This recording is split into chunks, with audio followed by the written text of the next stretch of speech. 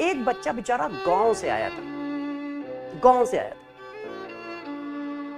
बहुत गरीब था, अपनी जमीन बेच के उसने पैसे जमीन बेच के अपना फीस जमा की थी। और जब वो आया तो इतनी भीड़ भाड़ में उसको थोड़ा सा पढ़ने में दिक्कत हुई।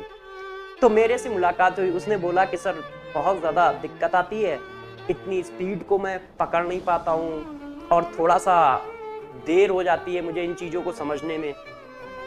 तो मैंने बस इतना ही उस बच्चे से कहा, मैंने कहा देखो यार बेटे, तुम सब कुछ कर लोगे मगर हर चीज के लिए एक टाइम लगता है। आपको साइकिल चलाना सीखने में भी कुछ टाइम लगा होगा, जबकि पापा ने तो 2 मिनट में बता दिया होगा कि देखो दोस्त, ये पैडल है बेटा, ये पैडल है, ये ब्रिक है, ये हैंडल है, ठीक है, पैडल चलाना है और ब्रिक को मारना है। मगर आप क्या एक बार में साइकिल चलाना सीख पाए थे? हम एक बार में चलाना सीख पाए थे? नहीं, 1-2 बार गिरे फिर चलाना सीख पाए। मैंने कहा यार इसी तरह से तुम बैच में भी सरवाइव करने में थोड़ा टाइम लोगे। बस मैंने उसको यही एडवाइस दी थी जो आपको दे रहा हूं कि बैच को फॉलो करते रहना। मतलब हेडल आएंगी, परेशानियां आएंगी, तुम उनको सहते जाओ और बैच के पैरेलल में चलने की कोशिश करो।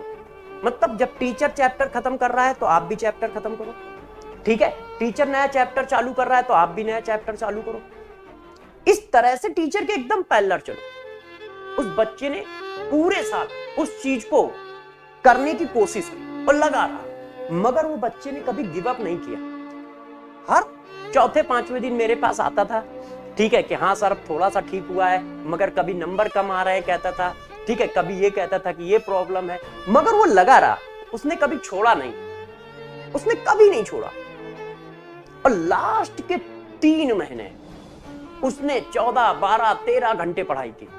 शुरुआत में तो ऐसे ही 12th में था तो आपके साथ चल रहा था, आपकी तरह लगा हुआ था बिल्कुल, मगर लास्ट के तो 1.5-2 महीने 3 महीने थे, उसमें उसने 12-13 घंटे निकाले। क्योंकि बैच खत्म हो जाता है तो बच्चों को बहुत ज्यादा टाइम मिलता है पढ़ने के लिए, सेल्फ स्टडी के लिए।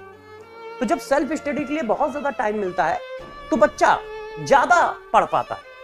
तो लास्ट के 3 महीने उसने बहुत अच्छी पढ़ाई की और बहुत अच्छी पढ़ाई करके जब वो सेलेक्ट हुआ तो उसकी रैंक 373 के आसपास आई थी, 373 या 377 थी। अब आप सोचो, वो बच्चा उस दिन रोने लगा था मेरे से कि सर हम तो सोच रहे थे कि हमारा सिलेक्शन ही नहीं होगा और आज हम 373 रैंक लेके बैठे। तो मैंने कहा बेटा, जिनका सिलेक्शन होता है वो सब तुम्हारे जैसे होते हैं, बस प्रॉब्लम ये होती है कि बच्चे बीच में छोड़ देते हैं, डर जाते हैं, उतना पेन बियर नहीं कर पाते। तो जरा समझो, उस बच्चे ने बेचारा रोने लगा।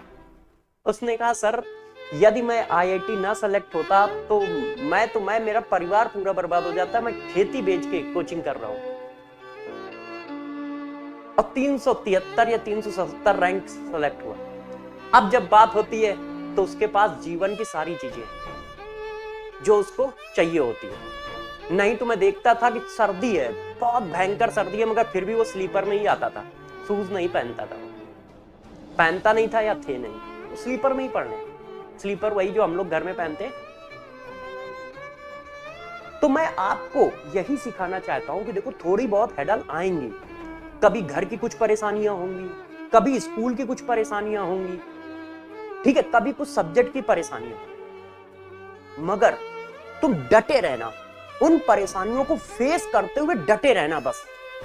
और यदि तुम लास्ट तक डटे रहोगे तो आईआईटी के गेट के अंदर जरूर पहुंचोगे, जरूर पहुंचोगे, पूरे चांस होंगे तुम्हारे।